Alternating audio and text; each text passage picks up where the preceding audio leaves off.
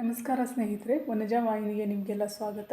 ನಾನಿವತ್ತು ಮೆಂತೆ ಪಡ್ ಮಾಡೋದನ್ನು ತೋರಿಸ್ತಾ ಇದ್ದೀನಿ. ಅಂದರೆ ಉದ್ದಿನ ಬೇಳೆನ ಬಳಸ್ತಾ ಇಲ್ಲ ಪಡ್ ಮಾಡೋದಕ್ಕೆ. ನೋಡಿ ಎಷ್ಟು ಸಾಫ್ಟಾಗಿ ಮೆತ್ತಗೆ ಬಂದಿದೆ.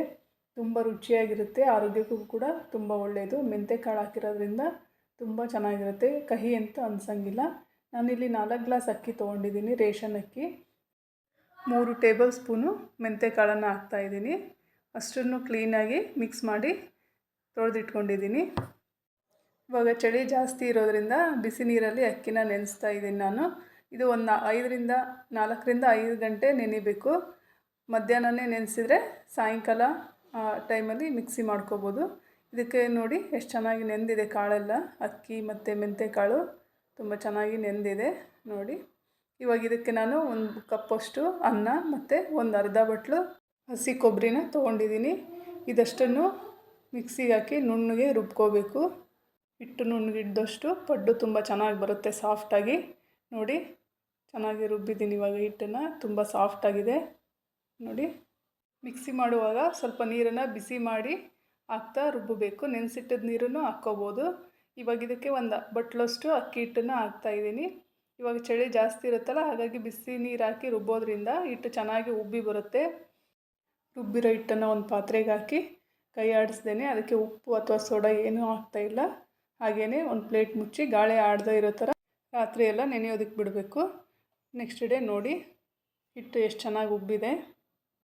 ಕೆಲವೊಂದು ಸಲ ಚಳಿ ಜಾಸ್ತಿ ಇದ್ದಾಗ ಹಿಟ್ಟು ಚೆನ್ನಾಗಿ ಉಬ್ಬಲ್ಲ, ಆದರೆ ಬಿಸಿ ನೀರು ಹಾಕಿ ರುಬ್ಬಿದ್ದೀವಲ್ಲ, ಹಿಟ್ಟು ಚೆನ್ನಾಗಿ ಉಬ್ಬಿದೆ ನೋಡಿ. ಇವಾಗ ಇದಕ್ಕೆ ರುಚಿಗೆ ಬೇಕಾದಷ್ಟು ಉಪ್ಪು ಹಾಕ್ತಾಯಿದ್ದೀನಿ. ಸೋಡಾ ಹಾಕೋದಿಲ್ಲ ನಾನು ಇದಕ್ಕೆ. ನೀಟಾಗಿ ಮಿಕ್ಸ್ ಮಾಡ್ಕೋಬೇಕು. ಗಟ್ಟಿ ಇದು ನಮಗೆ ಎಷ್ಟು ಬೇಕೋ ಅಷ್ಟು ನೋಡಿ ನೀರು ಹಾಕ್ಕೊಂಡು ಮಿಕ್ಸ್ ಮಾಡ್ಕೋಬೋದು ಹಿಟ್ಟನ್ನು ನೋಡಿ. ಇವಾಗ ಇದು ಹಿಟ್ಟು ರೆಡಿಯಾಗಿದೆ. ಇದಕ್ಕೆ ನಾವು ಇವಾಗ ಕಡಲೆಬೇಳೆ ಚಟ್ನಿ ಮಾಡ್ಕೊತಾ ಇದ್ದೀನಿ. ಹಸಿಮೆಣ್ಸಿನ್ಕಾಯಿ ಖಾರಕ್ಕೆ ಎಷ್ಟು ಬೇಕು ನೋಡಿ ಅಷ್ಟು ಸ್ವಲ್ಪ ಎಣ್ಣೆ ಹಾಕಿ ಹುರ್ಕೋತಿದ್ದೀನಿ. ಚಟ್ನಿ ಜಾಸ್ತಿ ಮಾಡ್ತಿರೋದ್ರಿಂದ ಹಸಿಮೆಣ್ಸಿನ್ಕಾಯಿನ ಜಾಸ್ತಿ ತೊಗೊಂಡಿದ್ದೀನಿ. ಒಂದು 3 ಚಮಚದಷ್ಟು ಕಡಲೆಬೇಳೆನ ಹಾಕಿ ಕೆಂಪಗಾಗೋ ಥರ ಹುರ್ಕೋತಾ ಇದ್ದೀನಿ. ಇದು ತುಂಬ ರುಚಿಯಾಗಿರುತ್ತೆ ಕಡಲೆಬೇಳೆ ಚಟ್ನಿ. ಪುಟಾಣಿ ಹಾಕ್ತಾಯಿಲ್ಲ, ಇಲ್ಲಿ ಕಡಲೆಬೇಳೆ ಬಳಸ್ತಾ ಇರೋದ್ರಿಂದ. ನೋಡಿ ಇಷ್ಟು ಕೆಂಪಗಾದರೆ ಸಾಕು. ಇದಕ್ಕಿವಾಗ ಹುರಿದಿದ್ದ ಬಾಣಲೆನೇ ಸ್ವಲ್ಪ ನೀರು ಹಾಕಿ ಬಿಟ್ಬಿಡ್ತೀನಿ. ಒಂದು 5 ನಿಮಿಷ ನೆನೆಯಲಿ. ಆಮೇಲೆ ಜಾರಿಗೆ ಹಸಿಮೆಣ್ಸಿನ್ಕಾಯಿ, ಬೆಳ್ಳುಳ್ಳಿ, ಕೊಬ್ಬರಿ ಮತ್ತು ಕೊತ್ತಂಬರಿ ಸೊಪ್ಪು, ರುಚಿಗೆ ಬೇಕಾದಷ್ಟು ಬೆಲ್ಲ ಮತ್ತು ಅದಷ್ಟು ಉಪ್ಪು ಮತ್ತು ನೆನೆಸಿಟ್ಟಿದ್ವಲ್ಲ ಕಡಲೆಬೇಳೆ ಹುರಿದು, ಅದನ್ನು ಜಾರಿಗೆ ಹಾಕ್ಕೋತಾ ಇದ್ದೀನಿ. ಅಷ್ಟನ್ನು ಚಟ್ನಿ ನಮಗೆ ಎಷ್ಟು ಯಾವ ಅದಕ್ಕೆ ಬೇಕೋ ಅದಕ್ಕೆ ಮಿಕ್ಸಿ ಮಾಡಿಕೊಂಡು ಅದಕ್ಕೆ ಸ್ವಲ್ಪ ಒಗ್ಗರಣೆ ಹಾಕ್ತಾಯಿದ್ದೀನಿ. ಸಾಸಿವೆ, ಜೀರಿಗೆ ಮತ್ತು ಕರಿಬೇವು, ಒಣಮೆಣ್ಸಿನ್ಕಾಯಿ ಒಗ್ಗರಣೆ ಮಾಡಿಕೊಂಡು ಅದಕ್ಕೆ ಚಟ್ನಿನ ಸೇರಿಸ್ತಾ ಇದ್ದೀನಿ. ಪಡ್ಡಿನ ಹೆಂಚಿಗೆ ಎಣ್ಣೆ ಹಾಕಿ ನೀಟಾಗಿ ಎಲ್ಲ ಕಡೆ ಹತ್ತೋ ಹಾಗೆ ಮಾಡಿಕೊಂಡು, ಹಿಟ್ಟು ಗಟ್ಟಿಯಾಗಿತ್ತು, ಸ್ವಲ್ಪ ನೀರು ಹಾಕಿ ಮಿಕ್ಸ್ ಮಾಡ್ಕೊತಾ ಇದ್ದೀನಿ. ಇವಾಗ ಪಡ್ಡು ಹಾಕೋಣ.